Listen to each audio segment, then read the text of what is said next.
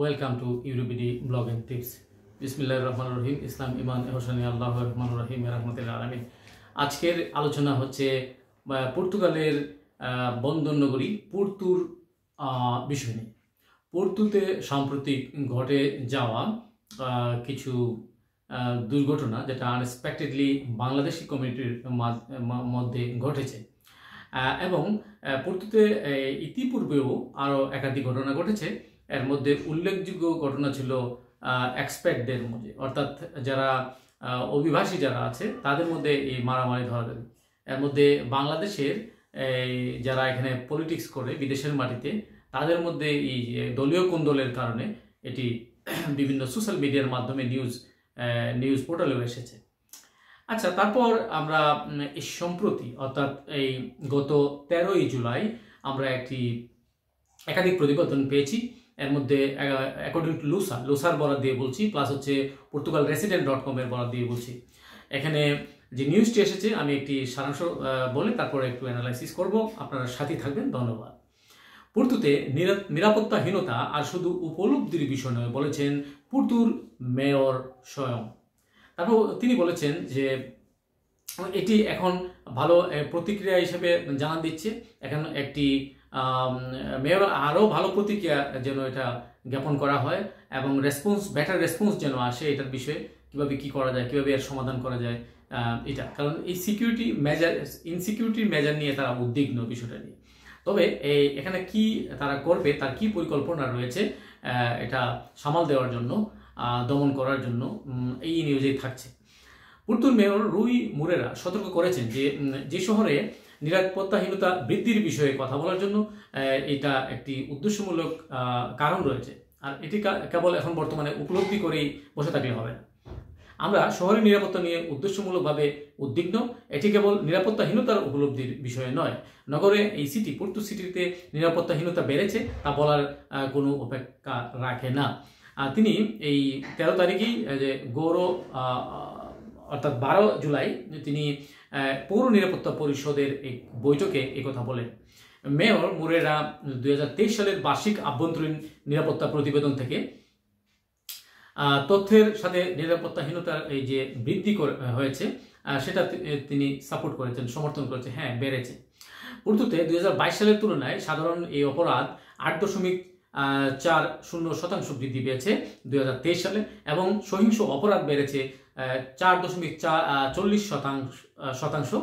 আর তিনি বলেছেন আজকাল অনেক অভিযোগ এবং রিপোর্ট আকারে আসে না। ঠিক আছে, তো সাংবাদিকের সাথে কথা বলার সময় পোর্তুর মেয়র বলেছিলেন যে যদিও নিরাপত্তাহীনতার অনুভূতি অপরাধের বৃদ্ধির সাথে মিলে যায়, এটি আতঙ্কের দিকে পরিচালিত করা উচিত নয়। তিনি বলেছেন এই নিরাপত্তা সুরক্ষার ক্ষেত্রে একটি এবং প্রতিফলন যেন তাৎক্ষণিক হওয়া উচিত। প্রবলেম হলে সেটা তাৎক্ষণিক সলিউশন করা উচিত, সমাধান করা উচিত এবং সিকিউরিটি মেজার নেওয়া উচিত।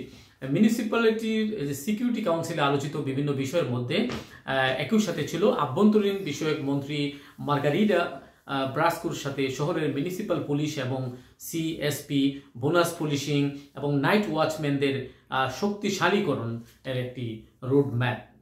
পোর্তু মিউনিসিপ্যাল পুলিশে বর্তমানে 189 জন কর্মকর্তা রয়েছেন। আরও 100 জনের প্রয়োজন বলে তিনি জানিয়েছেন। আরও 100 জনের নিয়োগ দিবে বলে জানিয়েছেন এদের রিকোয়ারমেন্ট। রুই মুরেরা মন্ত্রীকে বলেছিলেন যে তাকে প্রতিশ্রুতি দল অনুযায়ী যত তাড়াতাড়ি সম্ভব উপলব্ধি করে এই বিষয়টির ব্যবস্থা নিতে।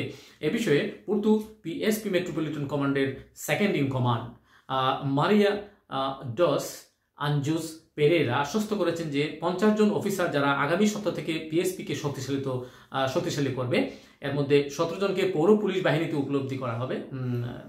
তারপর পিএসপি অফিসারের সংখ্যার বিষয়ে রুই মুরেরা জোর দিয়েছিলেন যে বর্তমানে প্রয়োজন মেটাতে মানব সম্পদ এবং প্রযুক্তিগত সংস্থানেরও যথেষ্ট অভাব রয়েছে, এগুলোরও ডেভেলপমেন্টের দরকার। তার মধ্যে পুলিশ অফিসারদের অভাবকে বাড়িয়ে তোলার অন্যতম সমস্যা হলো টরেস নোভাসের ট্রেনিং স্কুলের অবস্থান। ট্রেনিং স্কুলের যে অবস্থানটার কথা উনি উল্লেখ করেছে। আর মুরেরা বলেছে উত্তরে একটি প্রশিক্ষণ কেন্দ্র থাকা উচিত, উত্তর দিকে। মেয়র পূর্ববর্তী অভ্যন্তরীণ বিষয়ক মন্ত্রী জোসে লুইস কার্নেইর কথা একটি সিদ্ধান্তকে প্রত্যাহার করার প্রয়োজনীয়তার বিষয়েও আলোচনা করেছিলেন। আমরা স্বীকার করি না যে মুভিডায় যেখানে বেশ কয়েকটি নাইট ক্লাব কেন্দ্রীভূত বোনাস পলিউশন করা সম্ভব নয়, যখন অন্যান্য পাবলিক স্পেসে বোনাস পলিউশন করা হয়। তিনি বলেন এটি এমন একটি সমস্যা যা তিনি বাদ দিতে দেবেন না। এই আর কি, উনি বিষয়টা নিয়ে চিন্তিত এবং যেটা ভালো সেটাই উনি বলেছেন। নতুন মন্ত্রী সম্পর্কে জানতেন না যে একে বলা হয়েছিল যে এটি সত্যি জরুরি বিষয়গুলোর মধ্যে একটি কিনা। তিনি বৈঠকে বলেছিলেন পূর্ববর্তী মন্ত্রীর সিদ্ধান্তের পরামর্শ নিয়ে এলাকায় ব্যবসায়িক এবং স্থানীয় কর্তৃপক্ষের দ্বারা করা একটি অনুরোধ বাদ দেওয়া হয়। একবারের ব্যাপার ছিল সেটি। বেতনভোগী পুলিশিংয়ের পাশাপাশি রাতের প্রহরা যারা নাইট গার্ড তাদের পুনর্বহাল করার ব্যাপারে একটি বিষয় রয়েছে এবং মেয়র প্রস্তাব করেছেন যে এই এলাকায় ক্ষমতা স্থানীয় কর্তৃপক্ষের কাছে দেওয়া উচিত, অর্থাৎ স্থানীয়দের কাছে এসবের ক্ষমতা অর্পণ করা উচিত, যাতে তারা অর্থ প্রদানের নিশ্চয়তা দিতে পারে এবং ভূমিকার ব্যাপারে নাগরিক মানের ইমপ্রুভমেন্ট হয় বাসিন্দাদের। তো এই ছিল লুসার সোর্স থেকে পর্তুগাল রেসিডেন্টের পক্ষ থেকে এই আমার প্রতিবেদন। আর আমি বলবো যারা বিশেষ করে পুর্তু সিটিতে রয়েছেন বাংলাদেশি কমিউনিটি ভাই ব্রাদার, যারা এখানে চাকরি করেন, যারা সুনামের সাথে ব্যবসাও করেন, আমি একাধিকবার পুর্তু শহরে গিয়েছি। পুর্তুর নাগরিক সৌন্দর্য, শহরের সৌন্দর্য, মানুষের এই যে অবস্থান, বাংলাদেশি কমিউনিটির অবস্থান অন্যান্য কমিউনিটির সাথে পাশাপাশি আমি অনেক ভালো দেখেছি। বাংলাদেশে অনেক ব্যবসায়ী রয়েছে, অনেক ভালো তাদের ব্যবহার, তারা অনেক সুনামের সাথে সেখানে পুর্তু শহরে ব্যবসা করে আসছেন। আমি অনেকের দোকান থেকে কেনাকাটাও করেছি, অনেকের সাথে ফ্র্যাঙ্কলি কথা বলেছি খোলামেলা। বাট এই বিষয়ে কথা বলিনি সেফটি সিকিউরিটির বিষয়ে, কারণ আমি তাদের কাছে একটাই কথা বলবো, যারা নতুন ভাই ব্রাদার যাবেন একটু সাবধানে চলাফেরা করবেন। আর কোনো বাংলাদেশি বা স্বদেশি বা বিদেশি ভাই ব্রাদারদের সাথে কোনো কিছু নিয়ে দ্বন্দ্বে জড়াবেন না। আমরা দুইটা ঘটনার পরে এই একটি বড় ঘটনা ঘটেছে, যেটা বাংলাদেশি কমিউনিটির মান ক্ষুণ্ণ করার জন্য যথেষ্ট আমি মনে করি।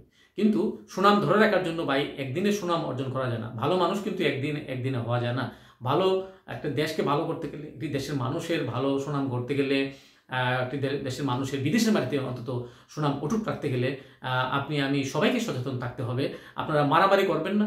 আর যদি কোনো ধরনের আর্থিক লেনাদেনা করেন, সেখানে কোনো প্রবলেম হয়, কোনো ধরনের অন্য ধরনের কোনো জটিলতা থাকে, সেটা নিরসন করবেন কমিউনিটি লিডারদের মাধ্যমে। পুর্তুতে আমাদের কাজল ভাই রয়েছে, পৌর কাউন্সিলের একজন মেম্বার, তিনার মাধ্যমে আরও যারা রয়েছেন সিনিয়র পুর্তুতে রয়েছেন, তাদের মাধ্যমে আপনারা সমঝোতায় চলে আসবেন। কেমন? আসলে সব মিলে দিন শেষে আমরা ভাই, আমরা বাংলাদেশের মানুষ, এক কথায় শেষ। সবার জন্য শুভকামনা রইল। এই প্রতিবেদনটি যারা দেখলেন তারা অবশ্যই সাবস্ক্রাইব করবেন। আমরা জানি যে আপনারা সবাই দেখেন আমার এই চ্যানেলটি, সবাই শুনেন, কিন্তু অনেকে সাবস্ক্রাইব করবেন না, তাই সাবস্ক্রাইব করেই সাথে থাকুন। আল্লাহ হাফেজ, আসসালামু আলাইকুম।